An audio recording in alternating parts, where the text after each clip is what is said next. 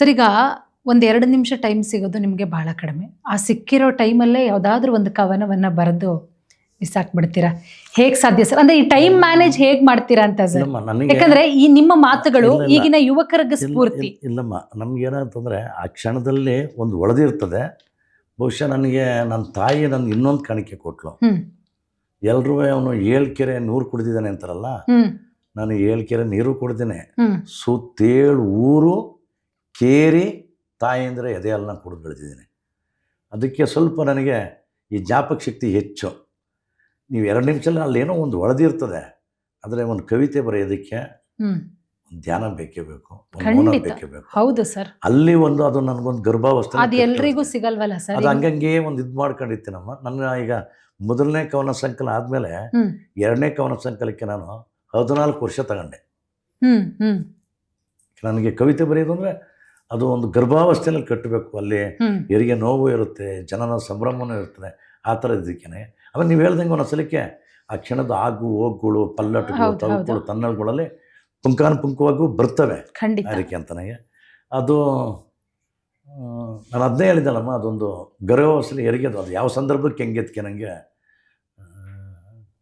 ಅದರಲ್ಲಿ ನನ್ನ ಬದುಕು ನಾನು ತಿಳ್ಕೊಂಡಿದ್ದು ಅವೆಲ್ಲ ಸೇರ್ಕೊಂಡಂಗೆ ಒಟ್ಟಾರೆ ಭಾಳ ಜನರಿಂದ ನಾನು ಪ್ರಭಾವಿತ ಕೂಡ ಆಗಿದ್ದೀನಿ. ಈಗ ನನಗೆ ಕುವೆಂಪು ಆಗ್ಬೋದು, ಬೇಂದ್ರೆ ಆಗ್ಬೋದು, ಅಡಿಗರ ಆಗ್ಬೋದು, ಅದಾದ ತಕ್ಷಣಕ್ಕೆ ಪುತಿ ನರಸಿಂಹಾಚಾರ್ಯ ಆಗ್ಬೋದು, ನಮ್ಮ ಇದಕ್ಕಿಂತ ಮೈಸೂರು ಮಲ್ಲಿಗೆ ನರಸಿಂಹಸ್ವಾಮಿ ಆಗ್ಬೋದು, ಹಾಗೆ ಲಂಕೇಶ್ವರ, ಆ ಥರ ಒಂದೊಂದು ಪ್ರಕಾರದಲ್ಲಿ ನನಗೆ ತುಂಬ ನನಗೆ ಅದರಲ್ಲಿ ತಿದ್ದಿತ್ತಿಡಿದವರು ಕಿರಂ ನಾಗರಾಜು ಅವ್ರು ನೆನೆಸ್ಕೊಳ್ತೀನಿ. ಎಲ್ ಬಸವರಾಜು ವಚನಗಳ ತವರೂರದ್ದು ಅವರೇ ಅಂಥದ್ದು ಇದೆಲ್ಲ ಕೊಟ್ಟಾಗ. ಬಟ್ ಇವತ್ತೆಲ್ಲ ನಡೀತಾ ಇರ್ಬೇಕಾದ್ರೆ ಒಂದು ಮಾತು ಹೇಳ್ತೀನಮ್ಮ, ಧರ್ಮಕ್ಕಿಂತಲೂ ಕಾವ್ಯ ದೊಡ್ಡದು, ಕಾವ್ಯಕ್ಕಿಂತಲೂ ಬದುಕು ದೊಡ್ಡದು. ಬದುಕಿನ ಎಲ್ಲ ಪ್ರಕಾರಗಳು ನಾವು ಸ್ಪಂದಿಸುವಂಥ ನಿಟ್ಟಿನಲ್ಲಿ ಒಂದೊಂದು ಚಟುವಟಿಕೆ ತಳ್ತೆ. ಆ ಬದುಕಿಗೆ ಎಲ್ಲದಕ್ಕೊಂದು ಜೀವಳಾಗಿರೋನು ಒಬ್ಬ ಅನ್ನದಾತ ಅಲ್ವಾ, ಅವನ ಬದುಕು ಕಡೆ ಎಲ್ಲೋದ್ರೂ ಅಲ್ಲೇ ನಿಂತ್ಕೊಳ್ಳುತ್ತೆ ರೈತರೊಂದು ಇದಕ್ಕೆ ಅಂತಲೇ ಆ ಕುರಿತಂತ. ಖಂಡಿತ ಸರ್, ಒಂದು ಅದ್ಭುತವಾದಂತಹ ಮಾತು. ಈಗ ನಾಗತಿಹಳ್ಳಿ ರಮೇಶ್ ಸರ್ ಬೆಳೆದು ಬಂದಿದ್ದು ತಮ್ಮ ಬಾಲ್ಯ ಹೇಗಿತ್ತು ಅಂದರೆ ತಾಯಿಯ ಒಡನಾಟದ ಬಗ್ಗೆ ಹೇಳಿದ್ರಿ, ಅಮ್ಮನ ಹಿಂದೆ ಹೋಗ್ತಾ ಇದ್ದದ್ರ ಬಗ್ಗೆ ಹೇಳಿದ್ರಿ, ನಿಮ್ಮ ತಂದೆಯ ಬಗ್ಗೆ ನಾವು ತಿಳ್ಕೊಳ್ಳೋದಾದರೆ ನೀವು ಬೆಳೆದು ಬಂದಂತಹ ಪರಿಸರ, ಆ ಸುತ್ತಮುತ್ತ ಜನ, ಅವರು ಯಾವ ರೀತಿ ನಿಮಗೆ ಒಂದು ರೀತಿಯಲ್ಲಿ ಪ್ರೇರಣೆಯಾದರು, ಯಾವ ರೀತಿ ನೀವು ಅವರನ್ನು ತಗೊಂಡ್ರಿ, ಹೇಗೆ ಅಂತ ಸರ್? ನನ್ನ ಬದುಕಲ್ಲಿ ನಾನು ಹೇಳಿದಲ್ಲ, ನನಗೆ ಸರ್ವಸ್ವನೇ ಎತ್ತಿದ್ದು ಕೆಂಪಕ್ಕ, ಸಾಕಿದ್ದು ನಂಜವ್ವ, ಇನ್ನು ನನ್ನ ಬದುಕಲ್ಲಿ ನನ್ನ ತಂದೆ ಕಂಡಿದ್ದೆ ನಾನು 3 ಬಾರಿ ಮಾತ್ರ. ಬಾಲ್ಯ ಅಂದೇಟಿಗೆ ಒಂಥರಕ್ಕೆ ಒಂದು ಭಾವುಕತೆ ಉಂಟಾಗ್ತದೆ.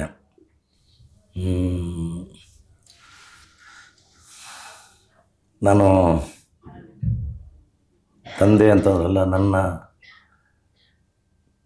ಪಟ್ಟದ ರಾಣಿ ಥರ ನಮ್ಮ ಅಪ್ಪ ಅಮ್ಮನ ಮದುವೆ ನಡೆದಿತ್ತು. ಸುತ್ತೇಳೂರು ಮೆಚ್ಚಂಗೆ, ಪಲ್ಲಟರು, ನಮ್ಮವನಿಗೆ ಹಂಚುವಂಥ ಗುಣ ಅದಕ್ಕೆ ಅಂತ. ಅವಳು ಸೋಗೆ ಮನೆಯಿದ್ದಲು ಹಂಚಿದ್ಲು, ಯಾರ ಮನೆ ಥರಕ್ಕೆ ಮದುವೆ ಅದು ಅಂತ ಬಂದಿದ್ದಕ್ಕೆ ನನಗೆ. ಅಲ್ಲಿಗೆ ಬಂದಾಗ ಅವಳ ಪದಗಳು ಅವಳಿದ್ದು, ಇನ್ನು ನನ್ನ ಅಪ್ಪನ ಅಲ್ದಾಟ್ಗಳು ರೈತಿಗೆ. ಪುಣ್ಯಕ್ಕೆ 2ನೇ ಮದುವೆ ಮಾಡ್ಕೊಳ್ಳಿಲ್ಲ. ಅವನು ನಮ್ಮನ್ನು ಭಾಳ ಅಖಂಡವಾಗಿ ಪ್ರೀತಿಸ್ತಿತ್ತು. 3ನೇ ಸಲಕ್ಕೆ ನಾನು ಹಾರೋಳಿನಲ್ಲಿ ಪ್ರೌಢಶಾಲೆಯಲ್ಲಿ ಹಾಸ್ಟೆಲಲ್ಲಿ ಇದ್ಕೊಂಡು ಓದ್ತಾಯಿದ್ದೆ. ತಲುಪೋ ಅಷ್ಟೊತ್ತಿಗೆ ಮುಖನೂ ಸಿಕ್ಕಲಿಲ್ಲ, ನಾನು ತಿಥಿ ನೋಡಬೇಕಾಯ್ತು. ಆದರೆ ನಾನು ತುಂಬ ಪ್ರಭಾವಿಸಿದಂಥ ವ್ಯಕ್ತಿತ್ವ ನನ್ನ ಅಪ್ಪ ಟಿ ರಂಗಪ್ಪ. ಇನ್ನು ನನ್ನ ನೋವು ಒಂದು ಅಂತಂದರೆ, ಇವತ್ತು ನಾನು ಹೆಮ್ಮೆಯಿಂದಲೇ ಹೇಳ್ಕೊಳ್ತೀನಿ, ಅವತ್ತಿನ ಸಂಕಟ ನಮ್ಮಲ್ಲಿ ಏನಾಗ್ತಾರೆ ಅಂದರೆ, ಈ ಪದ ಹೇಳಿದರೆ ತುಂಬ ಒಳ್ಳೆಯವ್ರನ್ನ ಹುಚ್ಚು ಅಂತ ಕರೀತಾರೆ. ಗಾಂಧಿಗೆ, ಕ್ರಿಸ್ತನಿಗೆ, ಎಲ್ರಿಗೂ ಅತಿ ಒಳ್ಳೆಯವ್ರನ್ನ ಹುಚ್ಚು ಅಂತ ಹೇಳ್ತಾರೆ. ಹಂಗಿದ್ದಾಗ ಅಂತಂದಾಗ, ನೀವು ಬಾಲ್ಯ ಅಂದಾಗ ನನಗೆ ಹೆಂಗೆ ಅಂತಂದರೆ ಇದೊಂದು ಹೇಳ್ಕೊಳ್ಬೇಕು ಅನ್ನಿಸ್ತದೆ. ನನಗೆ ಬಿಕ್ಲ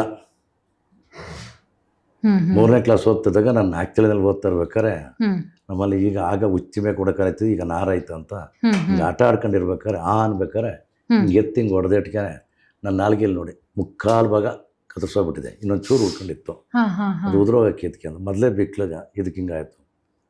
ಎಲ್ಲಿದ್ಲೋ ಗೊತ್ತಿಲ್ಲ ನಮ್ಮವ್ವ ಗಾಳಿ ಥರ ಓಡಿ ಬಂದು ಕದ್ಬಳ್ಳಿ ಕರ್ಕೊಂಡೋಗಿ ದನದ ಡಾಕ್ಟ್ರ್ ಕೈಲಿ ಇದು ಹೊಲಿಸಿದ್ಲು. ಆಯ್ತು, ಹೊಲಿಸಿದ್ದು ಅಲ್ಲೇ ಒಂದು ಔದುಂಬರ ಮರ, ಅರಳಿ ಮರದ ಹತ್ರ ಕೂತ್ಕೊಂಡು ಕಳ್ಳೆಕಾಯಿ ಬೆಲ್ಲ ತಿನ್ನು ನನಗೆ ಆಗ್ತಾನೆ ಸ್ಟಿಚ್ ಮಾಡಿದ್ದಾರೆ, ತಿನ್ನೋಕ್ಕಾಗ್ತಲ್ಲ ಇದಕ್ಕೆ ಅಂತ. ಈ ಬಿಕ್ಲ ಮುಂದೆ 150 ಚರ್ಚಾ ಸ್ಪರ್ಧೆಯಲ್ಲಿ ಪಾಲ್ಗೊಳ್ತಾನೆ, 150ರಲ್ಲೂ ಬಹುಮಾನ ಗಿಟ್ಟಿಸ್ತಾನೆ. 150ರಲ್ಲೂ 1987ರಲ್ಲಿ ಬೆಂಗಳೂರು ಮತ್ತು ದೆಹಲಿ ದೂರದರ್ಶನ ನನ್ನ ಬಗ್ಗೆ 1 hour ಡಾಕ್ಯುಮೆಂಟ್ರಿ ಮಾಡ್ತದೆ. ಇಷ್ಟೇ ನನ್ನ ಬಾಲ್ಯದ್ದು ಏನು ಅಂತಂತಂದರೆ, ಒಂದು ಕಾಲದ ಬಿಕ್ಲಕ ನನಗೆ ಮಾತಾಡೋಕ್ಕೆ ಬರ್ತಿಲ್ಲ, ನಾಲ್ಗೆ ಕಿತ್ಕೋಯ್ತು.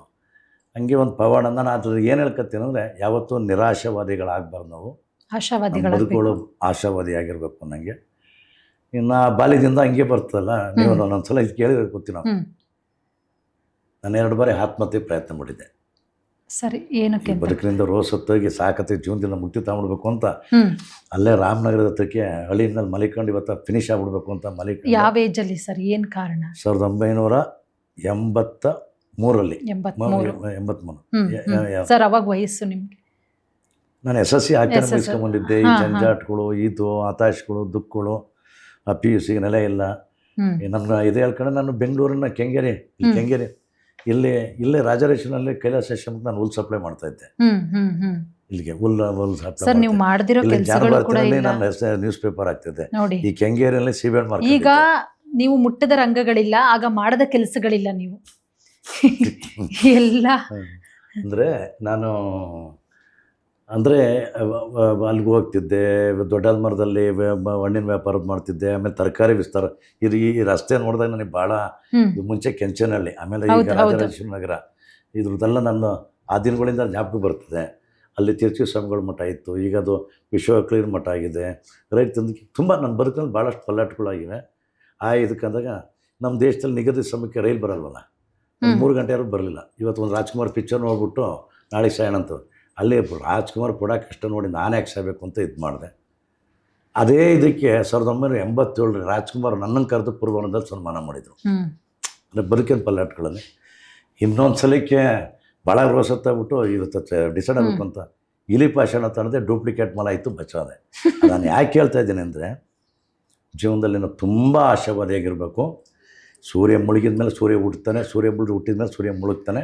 ಎಲ್ಲನೂ ಇಲ್ಲಿ ಅಲೆ, ಬಿರುಗಾಳಿ, ಚಂಡಮಾರುತ, ಸುನಾಮಿನೇ ಯಾವತ್ತೂ ಚಿರಸ್ಥಾಯಿಯಾಗಿ ಉಳ್ಕೊಂಡಿಲ್ಲ. ಇನ್ನು ಸಮಸ್ಯೆಗಳೇ ನಾವು ತಲೆ ಕೆಡಿಸ್ಕೊಬೇಡೋದು.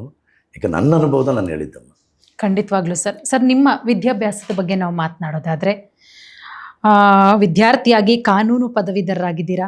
ಅದರ ಜೊತೆಗೆ ಅಸಾಧಾರಣ ಚರ್ಚಾಪಟು. ನೀವು ಹೇಳಿದ್ರಿ, ಸುಮಾರು 150 ಚರ್ಚಾ ಸ್ಪರ್ಧೆಗಳಲ್ಲಿ ಭಾಗವಹಿಸಿ ಆ 150ರಲ್ಲೂ ಕೂಡ ಬಹುಮಾನ ಗಿಟ್ಟಿಸಿದಂಥವ್ರು. ನಿಮ್ಮ ವಿದ್ಯಾಭ್ಯಾಸ ಹೇಗೆ ಸರ್? ನಮ್ಮದು ಪ್ರಾಥಮಿಕ ವಿದ್ಯಾಭ್ಯಾಸ 4 ತಿಳಿದಂತಮ್ಮ ಅದಕ್ಕೆ ಅಂತ ಹುಟ್ಟೂರು. 7ನೇ ತರಗತಿನ ನಾನು ಮೈಸೂರಲ್ಲೇ ಆಯ್ಕೆ. ಅವಾಗ ಸ್ಕೈಲಾಬ್ ಬೀಳ್ತಿತ್ತ. ಆ ಸಂದರ್ಭದಲ್ಲಿ ಇಡೀ ಮೈಸೂರು ಜಿಲ್ಲೆ ಫಸ್ಟ್ ಬಂದೆ. ಅದಾದ ತಕ್ಷಣ 8ನೇ ತರಕ್ಕೆ ನಾನು ಇದಕ್ಕೆ ಹೋದೆ, ಕನಕಪುರಕ್ಕೆ ಹೋದೆ. 9ಕ್ಕೆ ಪುನಃ ಬೆಂಗಳೂರಿಗೆ ಬಂದೆ. 10ನೇ ತರಕ್ಕೆ ಆರಗಳ್ಳಿನಲ್ಲಿ ಓದಿ ಪ್ರಥಮ ದರ್ಜೆಯಲ್ಲಿ ಪಾಸ್ ಆದೆ. ಪುನಃ ಗ್ರಾಮಾಂತರ ಕಾಲೇಜು ಕನಕಪುರ ರೂರಲ್ ಕಾಲೇಜಲ್ಲಿ ನಾನು PUC ಮಾಡಿದೆ. ನನಗಲ್ಲಿ ಕರಿಯಪ್ಪನವರು ತುಂಬ ಆವರಿಸ್ಕೊಂಡ್ರು. ಅಲ್ಲಿನ ಒಡನಾಟಗಳು, ಈ ಕಾಲೇಜ್ ಜನಗಳಲ್ಲಿ ನನಗೆ ನೀವು ಹೇಳಿದ್ರಲ್ಲ, ಈ ಅಧಿಕಾರಿಗಳು, ಈ ರಾಜಕಾರಣಿಗಳು, ಈ ನ್ಯಾಯಾಧೀಶಗಳು ನನ್ನ ಬಹುಮಾನ ಸ್ವೀಕಾರ ಮಾಡಕ್ಕೆ ಹೋದಾಗ ಒಡನಾಟ ಪರಿಚಯ ಖಂಡಿತವಾಗ್ಲೂ ಕೂಡ. ಅದಾದ ಮೇಲೆ ಇಲ್ಲಿ ವಿಪುರಂ ಕಾಲೇಜು ಅಂತ ಇಲ್ಲಿ ಮಾರ್ಕೆಟ್ ಅದು, ಅಲ್ಲಿ PUC ಮಾಡಿದೆ. ತನ್ನ ಮಗನ ಥರನೇ ಎಲ್ಲ ಸಾಕಿದ್ರು. ಅದನ್ನು ಹಾವನೂರು ಕಾಲೇಜಲ್ಲಿ ನಾನು ಮಾಡಿದೆ. ಮೈಸೂರು ಯೂನಿವರ್ಸಿಟಿಯಲ್ಲಿ ಜರ್ನಲಿಸಮ್ ಮಾಡಿದೆ. ಒಬ್ಬ ಪತ್ರಕರ್ತರಾಗಿ, ಒಬ್ಬ ಲಾಯರ್ ಆಗಿ ನಿಮ್ಮ ಬಗ್ಗೆ ಹೇಳ್ತಾ ಹೋದರೆ ಸರ್, ಅದು ದಿನಗಳು ಕೂಡ ಸಾಲಲ್ಲ. ಸಾಕಷ್ಟು ಪುಸ್ತಕಗಳನ್ನು ಬರೆದಿದ್ದೀರಾ, ಸಾಕಷ್ಟು ಕವನಗಳನ್ನು ಬರೆದಿದ್ದೀರಾ. ಸೃಷ್ಟಿ ಪ್ರಕಾಶನವನ್ನು ಆರಂಭಿಸಿ ಸಾಕಷ್ಟು ಅಮೂಲ್ಯವಾದ ಪುಸ್ತಕಗಳನ್ನು ಕೂಡ ಪ್ರಕಟಿಸಿದ್ದೀರಾ. ಈಗ ಸರ್, ಕೆಲವೊಬ್ಬರಿಗೆ, ಈಗ ನಾವು ಮಕ್ಕಳುಗಳು ಅಂತ ಹೇಳಿದಾಗ, ಇಬ್ಬರು ಮಕ್ಕಳಲ್ಲಿ ಯಾರಿಷ್ಟ ಅಂದರೆ, ಯಾವ ತಂದೆ ತಾಯಿನೋ ನನಗೆ ಅವನೇ ಇಷ್ಟ, ಇವಳು ಇಷ್ಟ ಇಲ್ಲ, ಅಥವಾ ಇಬ್ಬರು ಇಷ್ಟನೇ ಅಂತಾರೆ. ಬಟ್ ಒಂದಿಷ್ಟ ಆದರೂ ಸ್ವಲ್ಪ ಆದರೂ ಒಬ್ಬರ ಮೇಲೆ ಪ್ರೀತಿ ಇದ್ದೇ ಇರುತ್ತೆ. ಇಷ್ಟು ಪುಸ್ತಕಗಳಲ್ಲಿ ನಿಮ್ಮ ಅಚ್ಚುಮೆಚ್ಚಿನ ಪುಸ್ತಕ ಅಂದರೆ ಯಾವುದು ಸರ್? ನಿಮಗೆ ತುಂಬ ಇಷ್ಟಪಟ್ಟು, ತುಂಬ ಮನಸ್ಸಿಗೆ, ಎಲ್ಲ ಪುಸ್ತಕಗಳು ಕೂಡ ನಿಮ್ಮ ಮನಸ್ಸಿಗೆ ನಾಟಿದೆ, ಅದರಲ್ಲಿ ಕೆಲವೊಂದಿಷ್ಟು ಹೇಳೋದಾದರೆ? ಅಂದರೆ ನನ್ನ ಪುಸ್ತಕದ ನನ್ನ ಪ್ರಭಾವಿಸ್ತವ ಅಥವಾ ನಮ್ಮ ಬರೆಯೋದ್ರಲ್ಲಿ ನಿಮ್ಮನ್ನು ಪ್ರಭಾವಿಸಿದ್ದು, ತುಂಬ ಜನರು ಮೆಚ್ಚುಗೆ ಪಡ್ಕೊಂಡಂಥದ್ದು, ನಿಮಗೆ ತುಂಬ ಇಷ್ಟವಾಗಿರೋದು? ಅಲ್ಲ, ಈಗ ನಾನು ನನ್ನ ಕೃತಿ ಕೇಳ್ತಾ ಇದ್ರೆ ನಿಮ್ಮ ಕೃತಿ ಸರ್, ನನ್ನ ಪುಣ್ಯಕ್ಕೆ ಅಮ್ಮ ನಾನು ಹೇಳಿದ್ನಲ್ಲ, ಕೀರಂ ನಾಗರಾಜ್ ಅವರು ಹ್ಮ್ ತುಂಬ ನೀವು ಗೊತ್ತು ಕಟು ವಿಮರ್ಶಕರು, ತುಂಬ ತಾಯ್ತನದ ಜೀವಿ, ಜೋಳಿಗೆ ಒಂಥರ ನಾವು ಜೋಗಿ ಅಂತಾರೆ. ಅವ್ರು ತುಂಬ ಹಚ್ಕೊಂಡಿದ್ರು. ಅವರೇ ನನ್ನ ಪುಸ್ತಕನ 500 ಪುಸ್ತಕನ ಮಾರಿದ್ರು. ಆಮೇಲೆ ಎಲ್ ಬಸವರಾಜರು ನಿಮಗೆ ಗೊತ್ತಲ್ಲ, ಭಾಳ ಸ್ಕೂಲ್ ಆಫ್ ಥಾಟ್ಸ್ ಅಂತಲೇ ಇದೆ. ನನಗೆ ಅವತ್ತು ಕೀರಂ ನಾಗರಾಜರು ಹೇಳಿದ್ದು ಇದೊಂದು ಪುಸ್ತಕನ ಅವರು ಏನು ಒಂದು ಪುಸ್ತಕ ಮಾಡ್ತಾ ಇದೆಯಲ್ಲ ಇದಕ್ಕೆ ಅಂತಂದಾಗ ಅವ್ರು ಹೇಳ್ಕೊಂಡಿದ್ದಾರೆ. ಅದಕ್ಕೆ ಒಂದು ಪುಸ್ತಕ ಕಳಿಸ್ಕೊಂಡು ಅವ್ರು ಒಂದು ಪತ್ರ ಬರೀತಾರೆ. ಇವತ್ತು ನನಗೆ ಅದಿಲ್ಲ ಇಲ್ವಾ, ಪ್ರಿಯ ರಮೇಶ್ ಅವರೇ, ನಿಮ್ಮದೊಂದು ಕವಿತಾ ಸಂಕಲನವನ್ನು ಅಂಚೆ ಮೂಲಕ ನನಗೆ ಕಳಿಸಿರಿ ಅಂತ ತಿಳಿದು ಭಾಳ ಸಂತೋಷ. ಸ್ಪರ್ಧಾತ್ಮಕ ನನ್ನವೂ ಕವಿತಾ ಸಂಕಲನ ನಿಮಗೆ ಕಳಿಸ್ಕೊಡಬೇಕು ಸ್ಪರ್ಧಾತ್ಮಕ ರೀತಿಯಿಂದ ನಿರ್ಣಯಿಸಿದೆ. ಆದರೆ ಅಂಚೆ ಮೂಲಕ ಬಂದ ನಿಮ್ಮ ಕವಿತಾ ಸಂಕಲನ ಓದಿ ಬಾಯಿ ಬರೆದ ಮೇಲೆ ನಾನು ಬರೆದದ್ದೆಲ್ಲವೂ ನನ್ನವಲ್ಲ ಎಂದು ಹೇಳುತ್ತಾ ಹಳೆಯ ಪುಸ್ತಕ ಒಟ್ಟಿದ ಅಟ್ಟದ ಮೇಲೆ ಕೆಸೆದು ಅದರ ಮುಗ್ಗಲು ವಾಸನೆ ಹೋಗಲೆಂದು ಸಮುದ್ರ ಮತ್ತು ಮಳೆಯಲ್ಲಿ ಕೈವರಿಸಿಕೊಂಡೆ. ಸಮುದ್ರ ರಾಜ ನೀವು, ನಿಮ್ಮಿಂದ ಬರುವ ಮಳೆಗಾಗಿ ಬಿತ್ತಿದ ಹೊಲದಂತೆ ಕಾಯುತ್ತಿರ್ತೇನೆ ಮತ್ತೆ ಅಂತ ಒಂದು ಅಂಚೆ ಪತ್ರ ಸರ್. ನಾನು ಸರ್ ಕೇಳೋದಕ್ಕೇನೆ ಒಂದು ರೀತಿಯಲ್ಲಿ ನಮ್ಮ ಕಣ್ಣಲ್ಲಿ ಒಂದು ರೀತಿಯಲ್ಲಿ ಆನಂದ ಬಾಷ್ಪ ಬರುತ್ತೆ. ಆ ಪದಗಳು ನಿಮ್ಮ ಆ ಕನ್ನಡ ಆ ಪತ್ರ ಅದನ್ನ ಕೇಳೋದಕ್ಕೇನೆ ಬಹಳ ಖುಷಿ ಆಗುತ್ತೆ ಸರ್ ನಮಗೆ. ನಾನು ಕೀರಂ ನಾಗರಾಜರಿಗೆ ಕೊಟ್ಟೆ ಮಾವರ್ತ, ನೀವು ನಂಬ್ತಿರ್ ಬಿಡ್ತೀರ. ಆ ಪತ್ರಕ್ಕೆ ಅವರು ಆ ಕಾಲಕ್ಕೆ ಕೀರಂ ನಾಗರಾಜರು 12,000 ರೂಪಾಯಿ ಒಂದು ಪಾರ್ಟಿ ಮಾಡಿದರು ಎಲ್ಲರೂ.